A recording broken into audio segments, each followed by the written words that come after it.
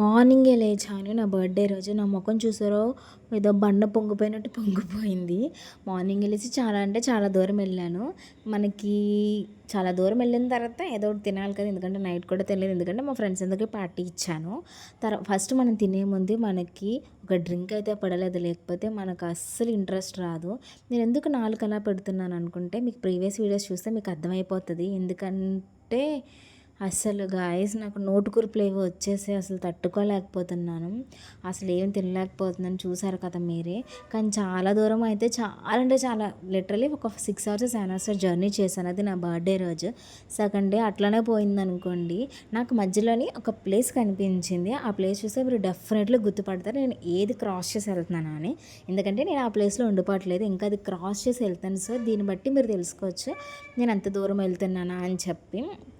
అలానే నేను లాస్ట్ వీడియోస్‌లో చాలా వీడియోస్‌లో చెప్పాను మీకు నా కోసం తెలుసుకోవాలని ఉందా? లేకుంటే ఎలాంటి వీడియోస్ చేయాలి? లేదంటే మాలాంటోళ్ళని కూడా సపోర్ట్ చేయండి అని చెప్పాను. ప్లీజ్ సపోర్ట్ చేయొచ్చు కదా! ఎందుకిలా